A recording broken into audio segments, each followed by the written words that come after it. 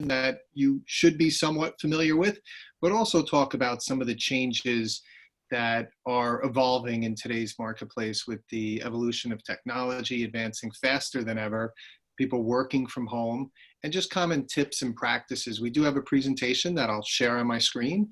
And as Michelle mentioned, we'll definitely take questions throughout and then also at the end just by typing them into the chat. We don't expect the presentation is going to be one we're going to walk through in a slide by slide discussion and reading through them, but pull up some points, and the material and content will be shared afterwards as well as posted on PACE's websites so you can have it accessible for viewing later if we don't get to everything. So let me put up the share here and just confirm that you guys are seeing it. All good, Michelle? Yep, you can see it. Great. So coming into our slide beyond the speakers is the cyber threat landscape. And to talk about the cyber threat landscape is really a key component for information security, as well as in any type of law enforcement or criminal activity or concerns that people have to be aware of. And this threat landscape is continuing to evolve. And what a lot of people don't realize is that the attackers today are more equipped than ever. A skilled attacker is what used to be required in the past, but on today's accessibility through the dark web and other mechanisms, attackers can basically buy cyber weapon software as a solution, pay a monthly subscription fee, and be able to download various databases or certain other elements that'll reveal to them what are good attack targets, and really set these up in automated solutions. The cyber business is, crime is a major business, and it's booming. These are sophisticated operations that have really put a lot in place to drive their ability to attack individuals on a wide scale surface. And I say individuals as well as businesses, which is in today's environment with most of us working remote, are really commingled. And what people have to look at when it comes to the cyber threat landscape is what are the vectors that the attackers are going to look to compromise you, your information, your money. Email continues to be one of the #1 attack mechanisms. Everybody's on email today, whether computer, phone, tablet. Social media platforms continue to evolve, Facebook being a very popular one, Twitter, Instagram, and more are continuing to come. Even as you're seeing some political pressure around some of the existing platforms, there's going to be newer ones that are going to emerge. And as newer platforms emerge, they will be a little less mature in their sophistication, which will be new targets. Mobile devices, as we all know, really becomes your own personal identity these days. We have everything on the mobile devices, and we'll talk a little bit about public Wi-Fi. Though a lot of us aren't traveling as much as we used to in the past, we do hope that'll come back soon, but we'll have a topic where we'll talk there. And then also what you want to look at is the threat actors. Nation state, as I mentioned, is probably, in the business aspect, one of the largest and most equipped to attack individuals. But then there's traditional hacktivists, and really one of the things that leads people to be their own threat attack actor against themselves is people's negligence, people's inability to follow good practices and protocols, which hopefully we'll share today that will inform you on how to keep yourself, your information, your money a little bit more protected. And with that, I'll just pass over a little bit to Chris and Dora if you want to add a few of your comments on the cyber threat landscape. Dora, you want to? I would just, organized crime, I think, people should understand, just like there are gangs in the street, there are gangs on the internet, and they're very sophisticated. They know how to maneuver their way around it and try to scam people. So we'll definitely get into that later, but I just, I think sometimes people don't realize that there are these groups out there, many of them, globally, that are looking to gain information, money, and other things. Yep. And Chris. Yeah, anything you want to add on the threat landscape? I know you see a lot really on the business and banking sector, but also as we get a lot of our business clients contact us for some of their own personal concerns. Any items you might want to add, Chris? Well, and I think, Mike, that's one of the key things there is that the line of demarcation between business and personal is so blurred when it comes to threat management in the cyberspace. Our devices are used somewhat transparently between those two areas. When we are traveling and going places, we hop between all those. The computing power in the hands of your kids at your home when you're working at home on your company's laptop or what have you is probably just as good or better than what you have. And various people that are interacting with you have all sorts of different capabilities. And so that's one of the things which I think we'll highlight as we go through this session are some of the things that folks can think about of what are all those different types of ways that they're could be possibly exposed, to think through what they can do proactively about that to make sure that if something does happen, they have ways to combat it or to respond to it. One of the other things as we go through this, and I would ask folks in the audience to do, is try to put yourself in this scenario, because the thing is, sometimes we talk about scams and we talk about people going and exploiting different groups. Some of them seem a little obvious and almost silly, and wow, that's kind of silly to fall for something like that. But as Dora just mentioned, some of these are extremely sophisticated.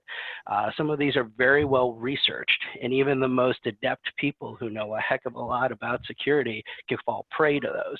So you also need to look at this from the standpoint of when something like this does happen, how am I going to respond? What can I do? And doing that beforehand is very helpful. And so we'll hit some of those as we go through this presentation. That's it for now, Mike. Thanks. No, thanks. And actually a question just came in is, what are some of the best ways to monitor the threat landscape? For those of us in the professional space, we may have access to a multitude of services that provide information, and there's not one that's going to get you all the information that's out there because they're continually evolving.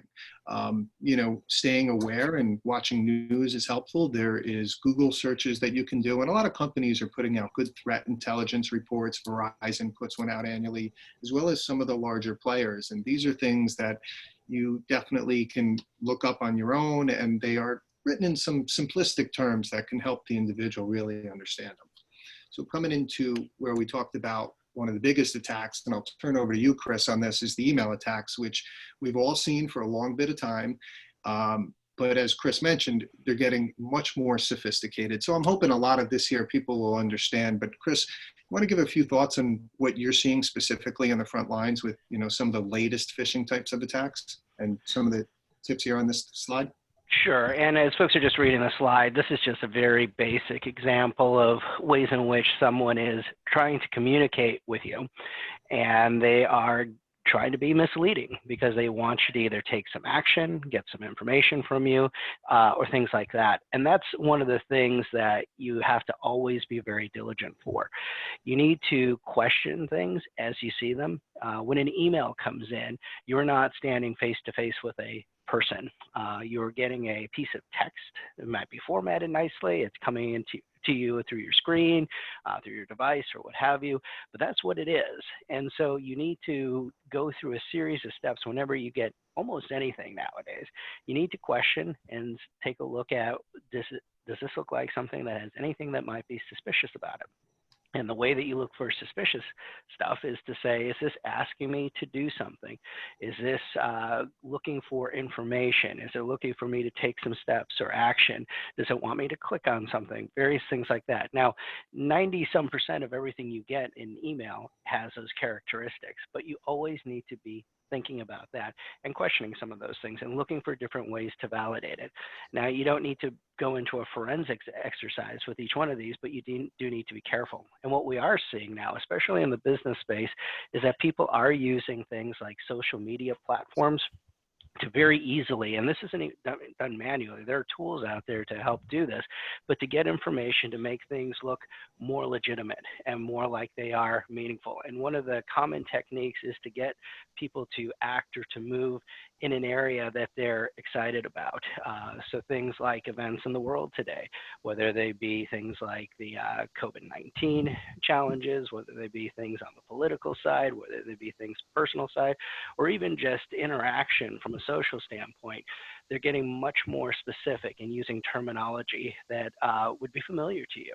If you have on your Facebook page or your Instagram post things about certain types of sporting events, certain types of music, certain locations, things of that sort, it's very easy for folks to use that information. It's not just someone from a royal family in another country wanting to wire money to you, which were some of the things we saw back in the early 90s and the first days of email. They're much more sophisticated and they are much more targeted. So looking for something that kind of says, here I am, I'm a phishing attempt or I'm a fraudulent email, probably not going to be the things you really need to worry about.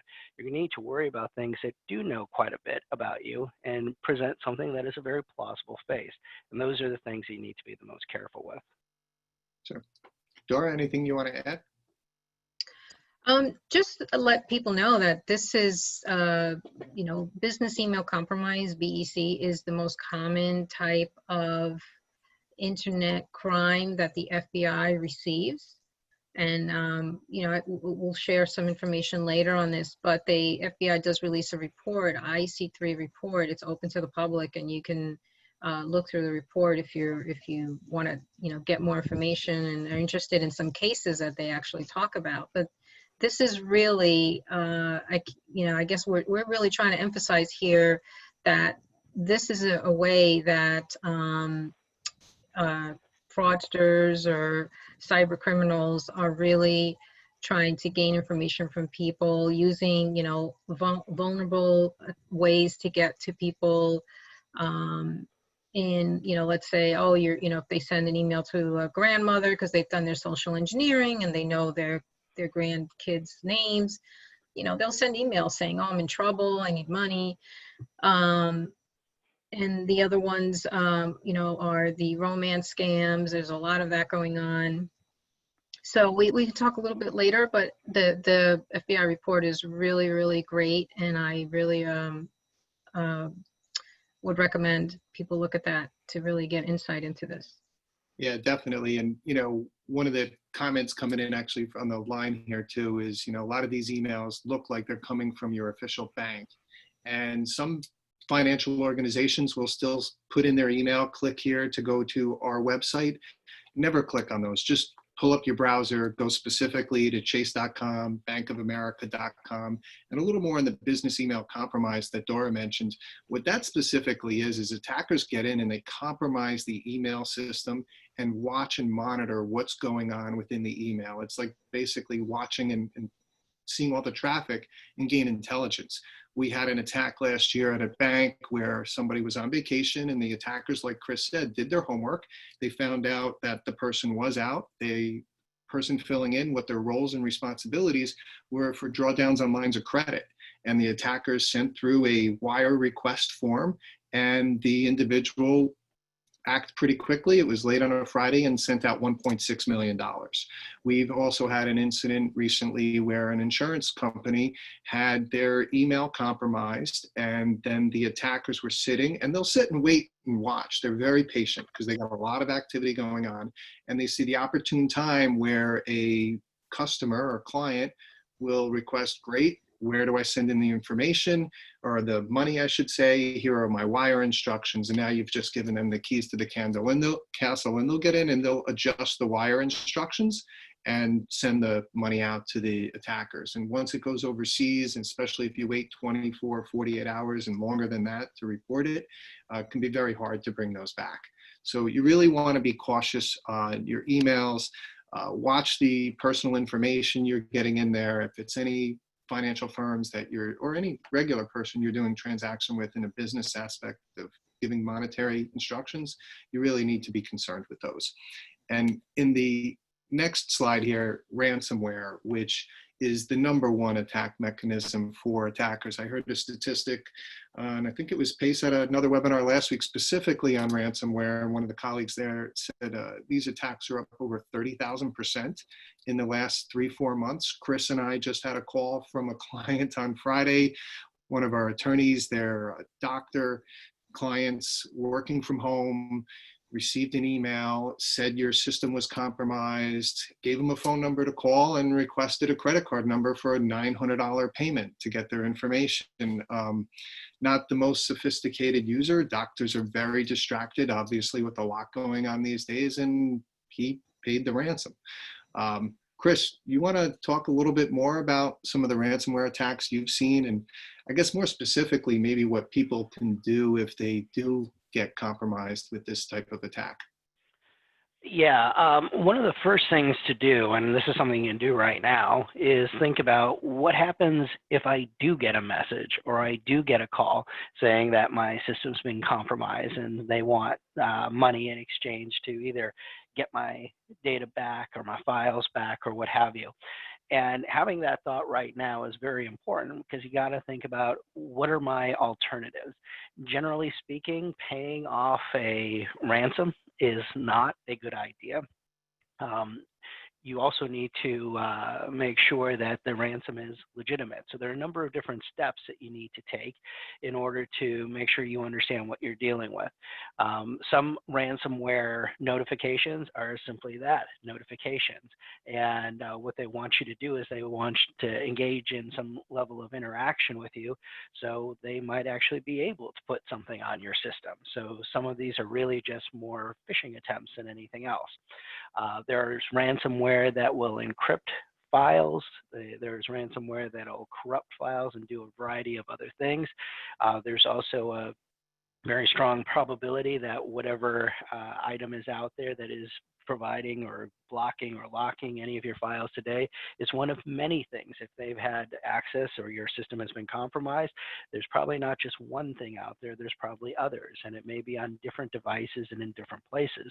So you need to make sure that you have an ability to take a look and see what else might be compromised. As we're working at home and you have yourself, your spouses, kids, other family members, etc., all with devices. You have TVs that have operating systems. You have refrigerators that have operating systems. You have other connected devices. There's lots of places for these things to hide. And the other thing that we're seeing with ransomware fairly recently is that in addition to just locking and making your files inaccessible, or so you can't use them, when people aren't paying ransoms, there are also actions where people are putting your information up for auction. One of our clients got a notice that said that they had got a ransomware demand. They didn't pay it. They let a couple of deadlines go by, and then they got the message saying, "Yep, since you're not paying, we're going to take the data that we do have that you don't have, and we're going to start auctioning it off." And they gave them a link to an auction site where they could see some of the sample information. And this is an educational type facility, and so what they did is they took some information on some instructors and students and put it up there and said, "We have X number of documents for sale, and they're available to the highest bidder." And so another variant. So another set of things to talk about. We can certainly get into a lot of complexities there when you're looking at how you protect stuff, but you need to think about it. When you're dealing with ransomware, you have some level of exposure. It may not have happened and someone's trying to do it, or they've already gotten in there, but you do need to think about the different tracks in which they can get to you. If you need to get to that data, and this is your only means to get to it, they have leverage over you. If there's data that they have and that they can do something to you with it, causing embarrassment, causing you to be in compromise of some of the agreements that you have in place as a business, for instance, you need to be prepared for that and have thought through some of the ways to deal with that. Dora, anything you want to add? I think just really for everyone, on a business and personal level, is just make sure you back up your data, back up your laptop, your iPad, your phone. I mean, we should be doing that anyway. And if you have stuff in the cloud, great. Just make sure you back it up so that if you hit with the ransomware, you can say, well, I already have a backup of my information. Yep, definitely. And just one comment, given some of the war stories, when I was at PwC a few years ago, we had a large investment manager get a ransomware for a pretty small amount considering the size of their firm, didn't have all the backups, and of course, just to pay it and move on was their first thought. We had ex-FBI guys there at the firm went in and was actually able to look at the strain of the attack and knew that that attack group had associations with terrorist organizations. And so now you may pay this, was the advice to the client. However, what happens a year or so from now if there's an investigation into that terror group and your name is part of it? Nobody would want that to happen. One question that came up here, Chris, and I'm probably going to direct it to you because we just shared it with the people we talked to over the weekend, is we mentioned how some of these can be in your system for a good bit of time. And so you get the ransomware, whether you pay it or not pay it, put in your backups, ignore the ransomware. How do you assure that your system's clean and that these items, still may not have remnants in there? Because one of the things we always tell people is if you pay the ransom, it's kind of like in the schoolyard bully where if they hit you up on Monday for your lunch money and you pay him, he's going to come back Tuesday, and they know you're going to pay. So some thoughts, Chris, on how they could ensure their system may not have remnants of the attack? Yeah, I think there's three important things here. Number one, and probably this is in priority order, make sure all of your systems are up to date with their updates. For some of us who are a little bit on the older side, we may remember the times where there was always that caution about applying updates because it could break things and things of that sort. There are a lot more controls out there today, and most of the major operating system entities do a really good job of testing and making these things are viable. And a lot of what they're doing is they're plugging up holes that can be exploited by folks that are using ransomware or other types of Trojans or malware that's out there. So keeping your systems up to date is very important, and make sure they're all up to date. If you've got devices on your network that you don't use so much, but they're just there, or you've got, for instance, like I mentioned, that TV that you don't run updates because it takes 5 minutes, 10 minutes for it to run each time, take the time and make sure those are run. Those will help make sure that you are as protected as you can be based on that. The other thing to do is to take a look at using some additional tools that are out there. There are a number of different vendors that offer various types of malware, spyware, adware type of things, which are add-ons to what your operating systems have. Windows and most of the Linux platforms, Mac OS, all have things in there to protect you already, but there are additional tools that you could put on there. I have a number of kids at the household, and they're teenagers, and they're all quite adept at using their devices. So we, for instance, have a number of additional things that we've put on their devices, on our computers at home and such, that help to monitor those, and those are really important. The other thing is, and this is more just an awareness thing, and for things that might even slip through the cracks of those first two, is just keep an eye on what's going on with your system.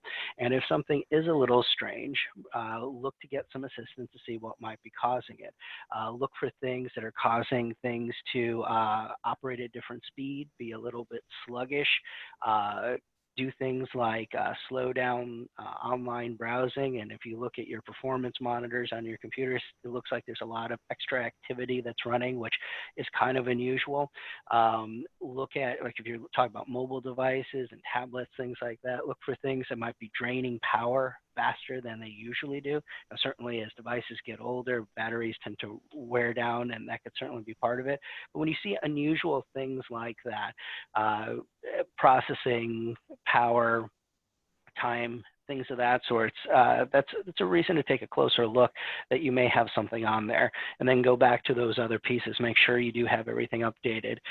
Look at some tools that can be effective, and use tools from a known vendor. Most of the known vendors that you find out there put out pretty decent types of updates and patches and put new things in there all the time. So make sure that your databases for everything from firewalls to virus protection, things of that sort, are all up to date as well.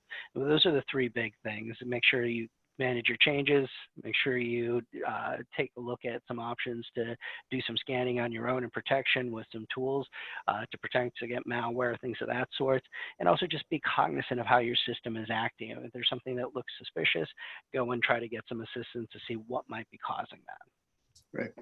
Actually, I'm going to stop and just a couple questions that came in from the chat box. One is, if you have an external backup drive connected to your desktop, will the ransomware affect the backup drive? It will absolutely try. these malware viruses are designed to try to spread and get across any device they can. As Chris mentioned, they'll try to even get onto your smart TV, your smart fridge, these other components. We talked earlier about the cyber threat landscape, and this is what is enabling the attackers more and more and more as we put more devices, more elements connected to us. Also asking if cloud services are safe. A lot of them have gotten a lot better, right? And your larger players are going to have more controls, but you know, it depends on what level of cloud service you're subscribing to, and also you are responsible for some of those controls in regard to like password and access rights to that type of data that may be stored on the cloud. And then, you know, are Apple products less vulnerable for ransomware? I don't want to give any specific endorsements here. Maybe I'll let Dora or Chris chime in on that one, or if you have anything you want to add to on the cloud side as well. I mean, that's what you hear, because they do apparently test, especially for your mobile devices, they test a lot of the applications that that try to get on their platform, obviously. So kind of brings me to the, and maybe we'll, you know, it's probably something we'll talk at mobile devices later on, but you definitely want to be careful what kind of apps you download. So apparently Apple does some vetting on that as far as who the developer is, and they look into it. But you know, I don't work there. I don't know the true story. Yeah, I think traditionally Apple was thought to be more secure because, you know, the PC market and traditional operating systems dominated the marketplace. But now as the Apple devices are increasing in the marketplace, it's creating more targets for the attackers. And so they'll go where they can find things that are most vulnerable. But we'll talk a little bit more on the mobile device slide that we'll come to. One of the questions, then we'll move into the other ones. There's a question here about Zoom. How secure are we, and our defenses? Chris, you got any thoughts on Zoom that we're using today? Well, we're not saying anything that's be very attractive to anyone trying to get that information, but it's like anything else. When there's a number of precautions that Zoom takes. The sessions themselves are encrypted, so if someone's trying to wiretap it, there's only so much that you can get out of it. Where the biggest exposure tends to be is with how you get to an actual meeting, and how you know who's who. You can get in through a link, you can get in through dialing on a phone number. And so there's a variety of ways into it. So you do need to think about it. And there are a number of settings, and this isn't just exclusive to Zoom. The same thing works with WebEx, GoToMeeting, Teams, what have you. They all have settings that can dial up or dial down the security. If your motivation is you want people on a meeting to be on a meeting, great. You don't have to worry about it too much. If you are going to be sharing and talking about confidential information, if you're going to be sharing personal identifiable information, healthcare information, etc., you need to make sure that you have as many of those protocols in place to protect it. So you want to make sure that you have passwords. You want to make sure that you have things like lobbies where you can control who comes in and who doesn't. You can control whether or not you allow anonymous participation. You can control whether or not they can connect by different and multiple devices. So it's one of those things that it is a platform, and there's the people who make those platforms have a number of tools in there to lock things up, but they also want to make it easy for you to be able to do what you want to do and have a meeting. So it's something that you need to take care of in order to control as much as possible. And I think that's the big concern. They're great tools. They're none of the major platforms, at least that I'm aware of, that have any major security flaws in that sense. You just have to be careful at how to use them and what you do on them, and make sure that the actions you're taking over them, that you set the platform up and configured it properly for what you're going to do. Great. So we'll move into the next topic that we mentioned before, social media platforms. Dora, you want to take the lead on this one here? Sure. Next slide. Sure. So social media platforms, you know, obviously people are putting a lot of personal information out there, especially with Facebook. You have your birthday, where you live, you have your family connections. This is all great information for the scammers that are doing social engineering. So I personally don't do the Facebook, Twitter, Instagram. I mean, part of it is I really don't have time, but I'm on LinkedIn and that's it. And I keep it at a very professional level. I just feel that, I mean, the millennials, they love it. They love to connect via, devices and applications and the internet and all these social media sites. But it's really becoming dangerous. And this is where they're getting information even on where you work. So people put, oh, I'm a procurement person at XYZ company. Well, now you've told them that you deal with contracts and with money. You're a finance director. Again, you're telling them that you're like the person that deals with money. So you have to really be careful of the information, especially personal information that you are putting out on the internet. Date of birth, they have the city you live in, which they probably can look up your address. They have your name, they have your date of birth. This is usually on Facebook.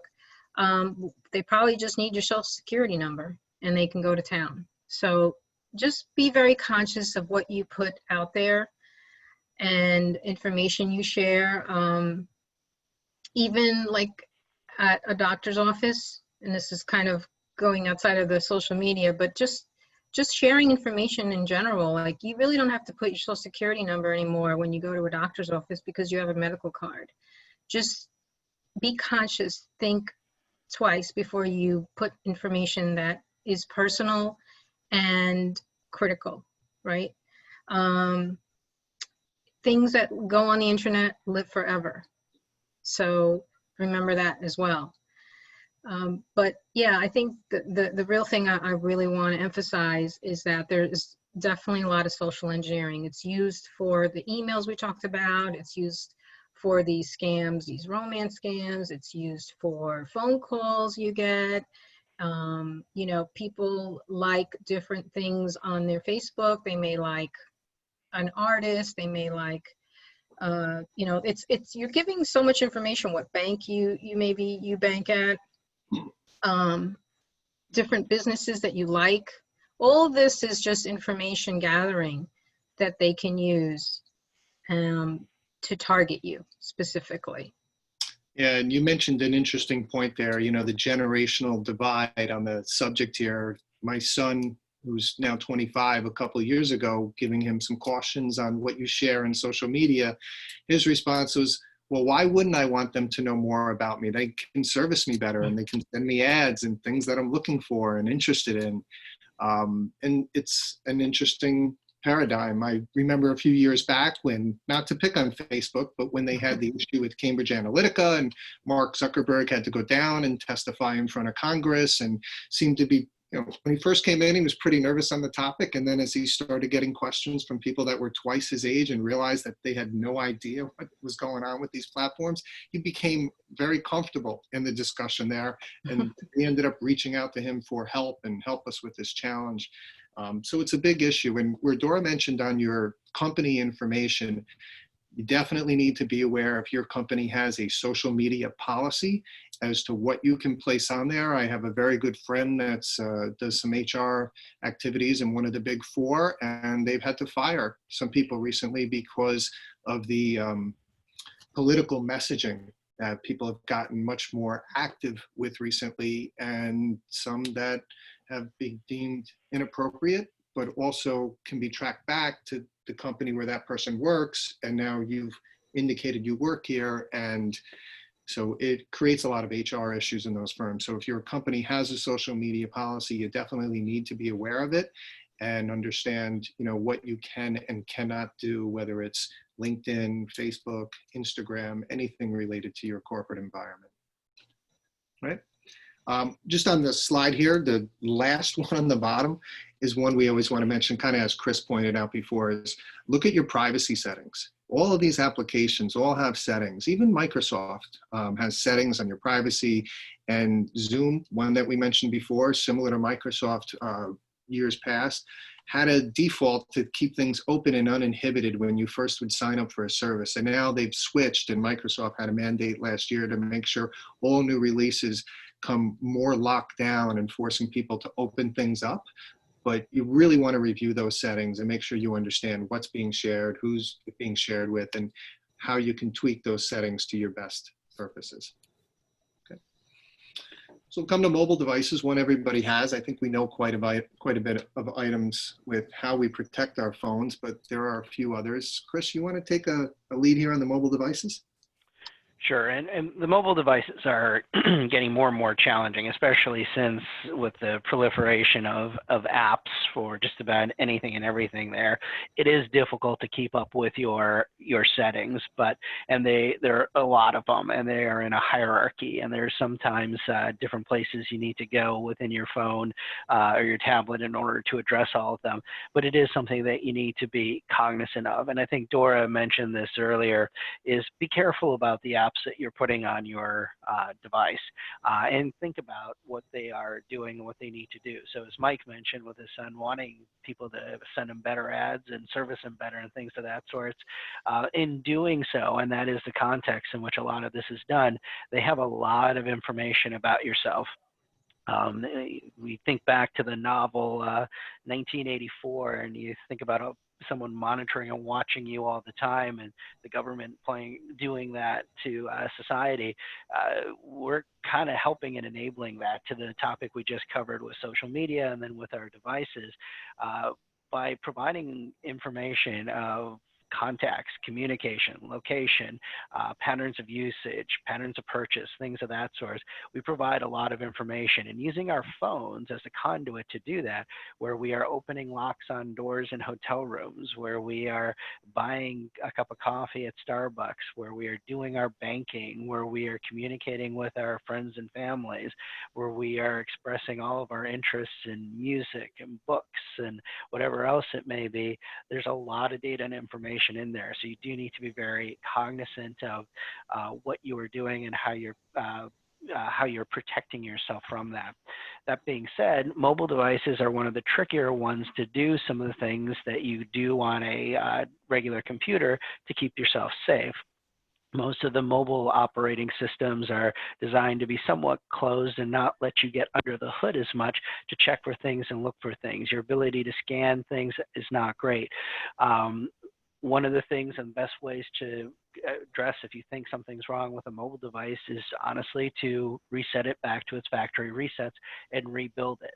As Dora mentioned, having things backed up, like if you're using an iPhone and you use iCloud, restoring those things is not terribly difficult. It's the only way to really ensure that things are truly clean on it. So mobile devices, although a necessity and things that we use for all sorts of things today, they are something to be wary of and something to pay attention to what's on there.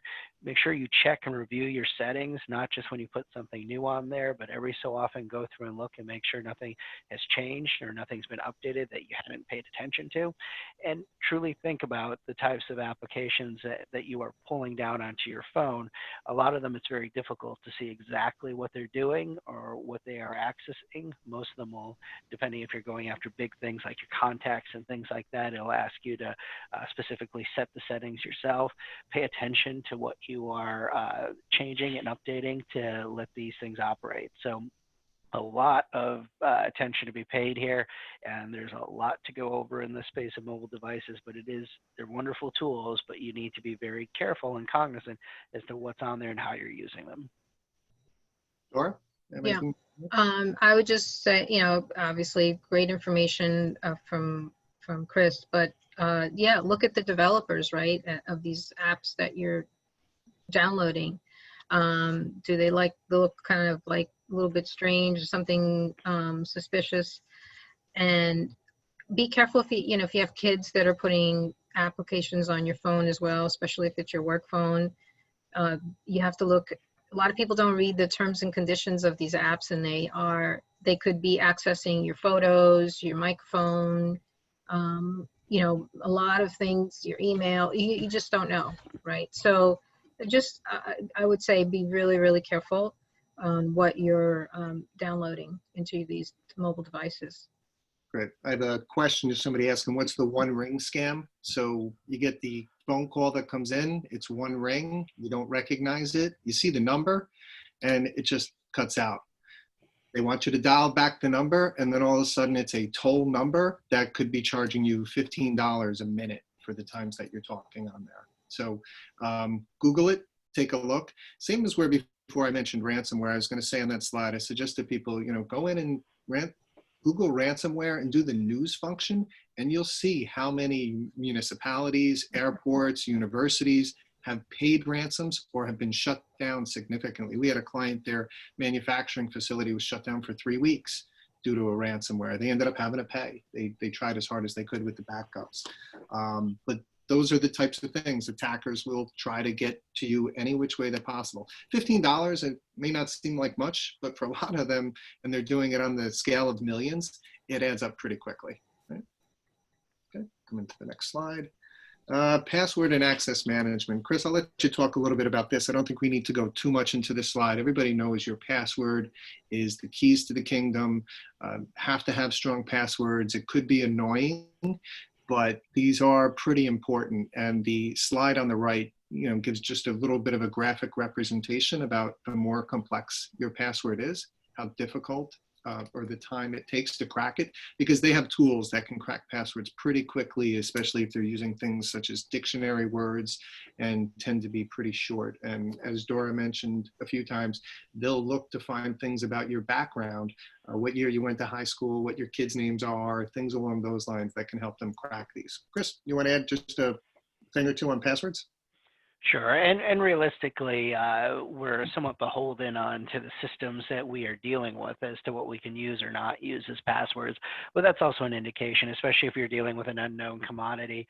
If you're creating an account and they just have a password as their security control, that's okay. If they have parameters on how long or complex a password should be, that's even better. If they have things like multi-factor authentication or use of any other type of dual-factor authentication where, for instance, they use an application on your phone, again, back to your mobile devices, or they text you a verification and send you a code that you need to enter into your phone or to your browser in order to enter it, that's even better. Companies are evolving their password management. There's been some changes in thoughts. We used to focus a lot on the complexity. Now we're a little bit more focused on length and how that works, because one of the other things is just people's ability to manage these passwords. There's some very useful tools out there that help you do password management so that you don't have to try to use the same password for multiple systems because you can't remember it any other way. There's tools that'll help you manage those. So if one of those is compromised, you don't have to worry about it compromising your other accounts. But that is something to keep in mind, is that if you do have the same password in place for different accounts in different places, you have to consider if that account's ever compromised or that system is ever compromised, they have access to that password, those people may now have access to your other accounts as well. So one of the reasons, among others, that you want to make sure that you have some uniqueness to your passwords that you're using on different systems and different platforms. Two items I'll add here is, where it says use a passphrase and salt the passwords. What does that mean? So I'm a big sports fan. When I create a password, I'll think of like specific players, their jersey numbers, and an element of their name. If somebody loves songs or books, they may want to take, the first 10 words of their favorite lyric, take the third letter of each word, and what it means from a salting perspective, because you don't want to use the same password on more than one site. So take something from a specific website, whether it's the first letter of the website, so Z, add a Z in front of the password. If it's your Chase Bank, you could add a C for Chase, or something from that website specifically to salt the core element of your password and make it unique to that specific site. And I always put down there that the forgot password feature, that's one of my favorite friends. I'm not afraid to use that, and especially if it's sites that you're not going into frequently. Let's hop into the next slide on the next one. Working from remote and from home, it's changed how people are doing business, and it's created a lot more distractions of what is involved with people's day-to-day activities. Dora, any comments? I'll pass to you first on working from home that you may want to add. Oh, absolutely. So, I mean, obviously, I think everybody is, unless you're, an essential worker, you're working from home. And one thing I'd say is definitely use your VPN. I think sometimes even people that have it don't use it just because they don't want to go that extra step, but definitely use that VPN. The security setup you have in your home is not the same security setup that you have when you go to work. So I would definitely do that. And if you, let's say if you're a consultant working on your own, you have your own business, you should definitely consider having that, especially for areas where it's very, very populated, because people do drive-bys, believe it or not. So they do it when they drive by stores as well to see if stores have open networks, if they can steal information that's being transmitted, credit card information especially. But yeah, I think we have to be careful also where we connect on a Wi-Fi, because you can go to a Starbucks and it says Starbucks Wi-Fi, but it could be some guy sitting there who just set up his little Wi-Fi connection and named it Starbucks to trick people. So yeah, I think these are just kind of the tips that I would say are at the top of the list. And then also, if you have a Bluetooth on your devices and you don't need it, I would definitely turn it off as well. That's another way that your devices can be tapped into. And thank you, Dora. A couple things too on the work from home. Your work security policies still transverse to your home working environment.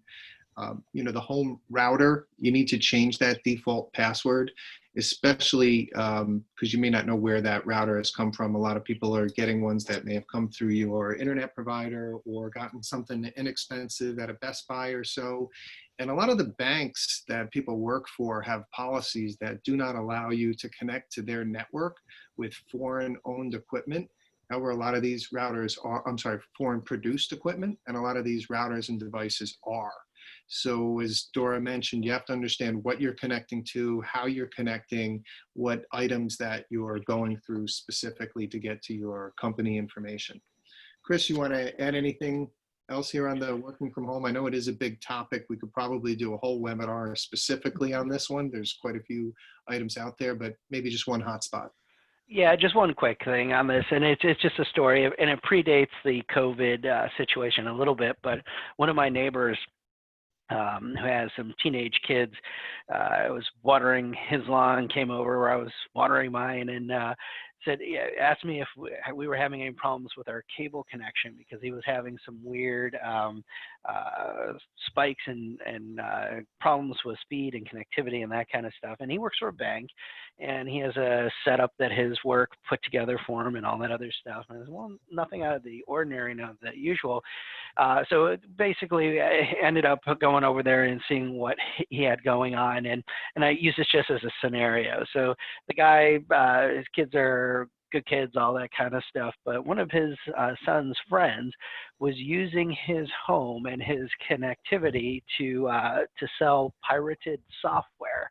And what he had done is, while visiting his son, the kid basically got onto the Wi-Fi, because that's what all the kids do when they're at someone's house. But what he noticed was there were lots of different places and storage in the house between different computers. And what this kid did was basically use that network to sell his pirated software. So he was keeping himself out of trouble. Now, that sophistication and use of things may not happen in everyone's case, but you need to think about how many people have been to your house over the course of time since you set up your Wi-Fi network who have your password. How many people have very simple passwords just because when grandma comes over, it's difficult for her to get her iPad working on the Wi-Fi or what have you. Pay attention to what's on those home networks. If you don't know how to look at your router and how to see what's on there, what devices are connected, things of that sort, that's something that you need to figure out. You need to figure out what type of security you have on that Wi-Fi. If you have Wi-Fi and a wired type of network, those are things that you do need to be cognizant of. Those are not things to be left to chance. So that network now, as Dora mentioned, isn't your business or your work network, but it is your network. And you need to understand how it's working if you're going to be using it. And you do need to make sure that you understand what's happening on it.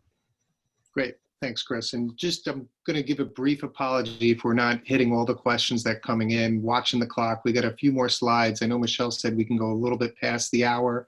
And of course, we can have any follow-up on the questions, but I'm writing them down and we'll get them towards the end. Public Wi-Fi and traveling, I think we talked a little bit about this. Dora, you hit on a couple items specifically. And you know, one of the ones that I throw out here, and just I'll make 2 points and then hand over to you, Dora, that people might ask is, you know, what is juice jacking? Google it. It's a term that attacker is known in the marketplace as a threat. You're going through the airport and you're going to plug into those free USB charging jacks. Attackers have been known to put malware on those. In hotels, they can basically go in and put malware that will, to the connectors that are used there for uploading and downloading data. And so you may be plugging in to get some juice on your phone for 30 minutes. They're going to try to be downloading the data coming right from your phone. So you can use the AC block specifically, or they have what's known out there as what's called the USB condom that basically just uses, activates only the ones for powering the phone and eliminates those that can transfer data. The other one I like to put on here where it talks about the USB devices of e-cigarettes and chargers, your USB devices that people will use for charging right off your computer, not a public USB device, but that charging device.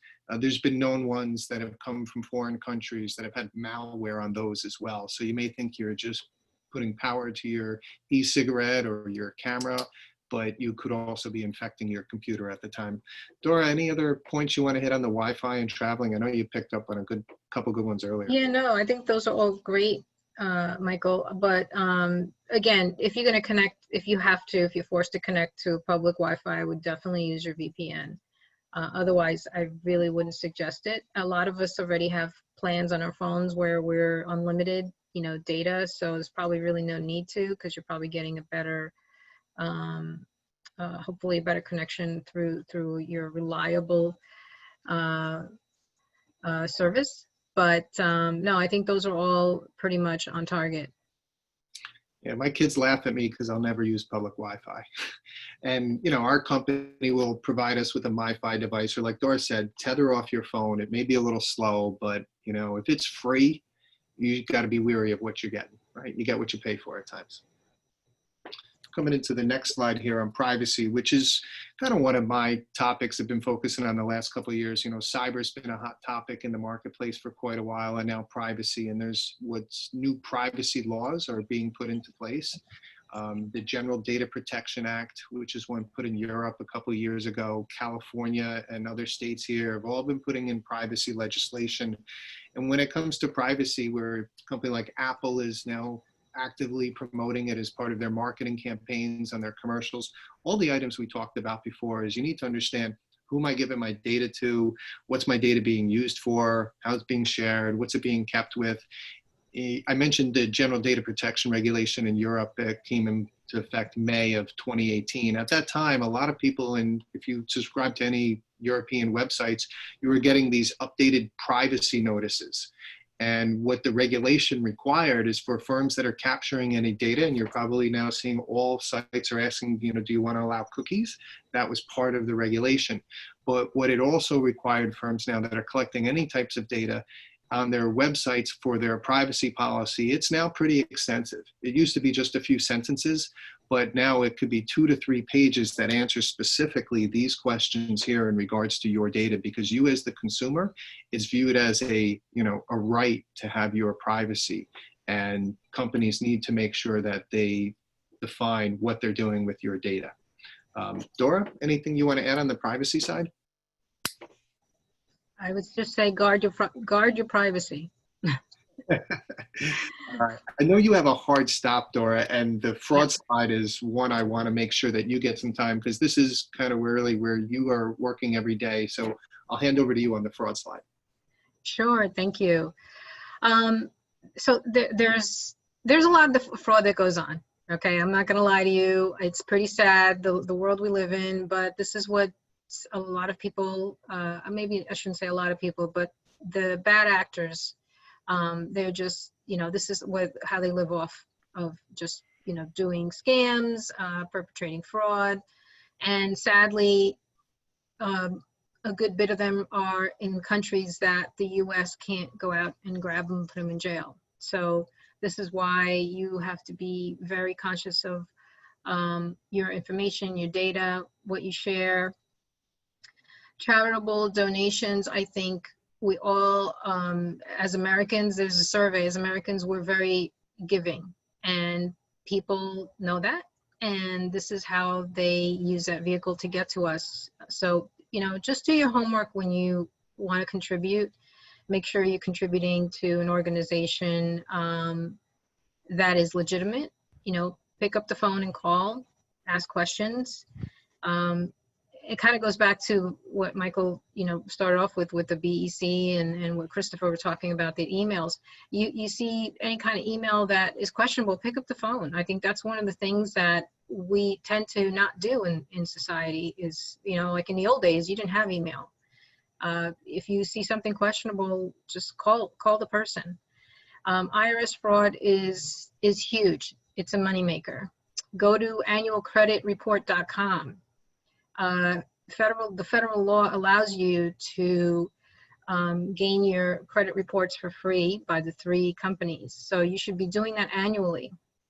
And apparently I just understood that these companies are now providing free weekly reports until April of 2021 because of COVID. So that's huge.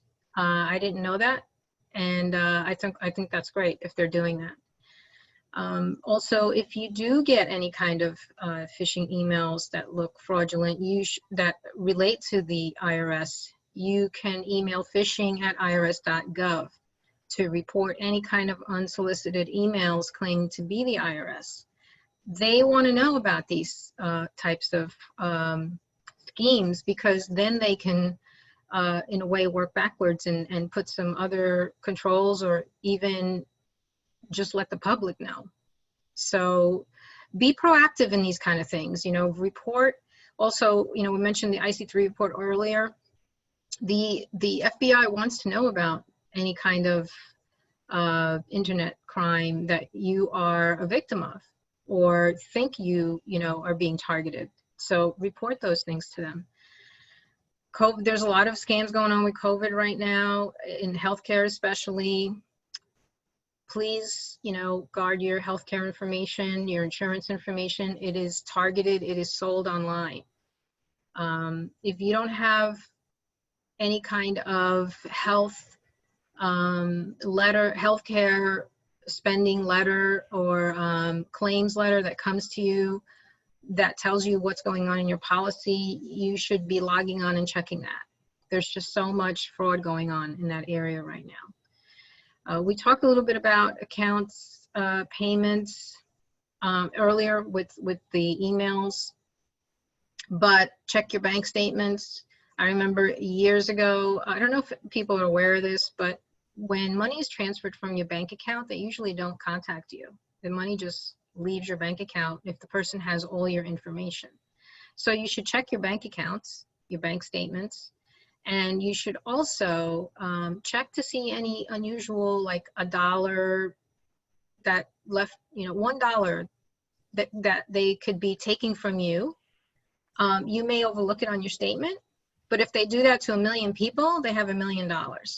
So really look at your statements and check them out, and also your credit card statements to make sure things are not being charged that aren't legit.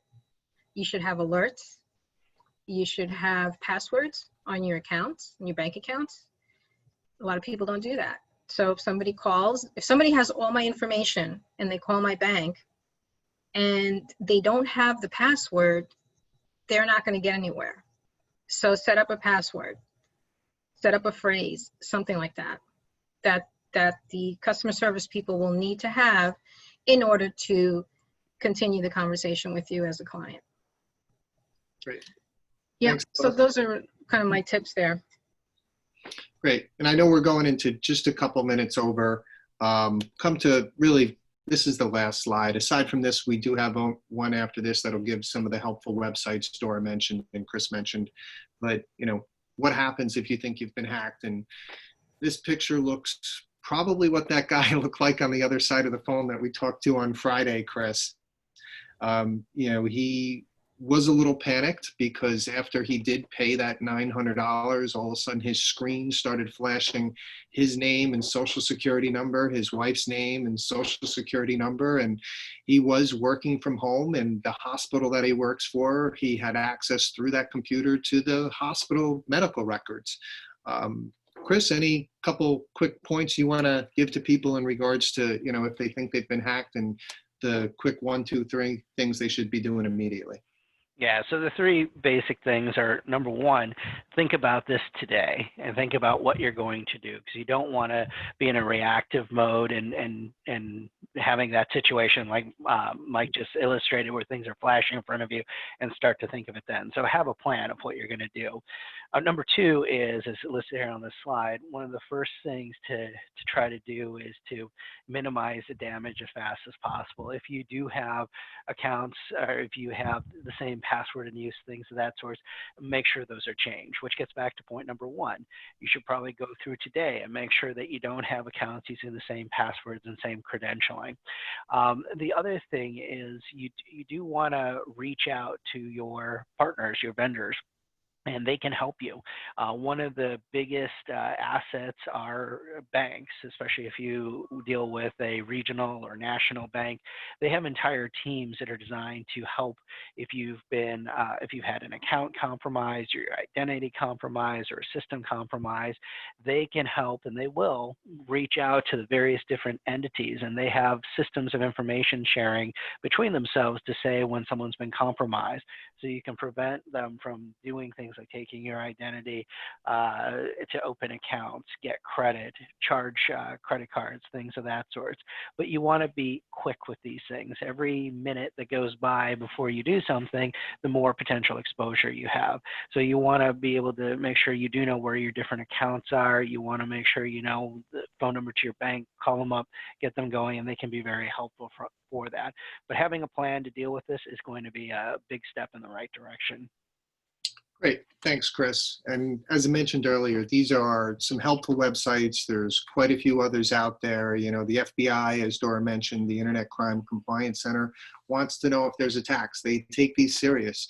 You know, their job is to get threat intelligence and learn about attacks, and the information you provide them will help, that they not only can use to stop these attackers, but also disseminate the information to others.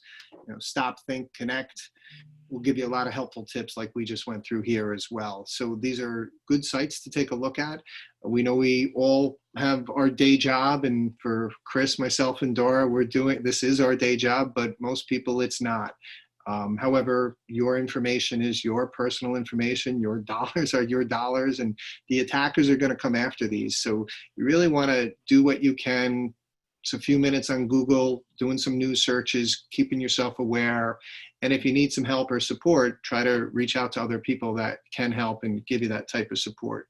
I do apologize. We got a lot more questions that rolled in than we had thought, and this type of content, we could go a lot further, but we are towards the end.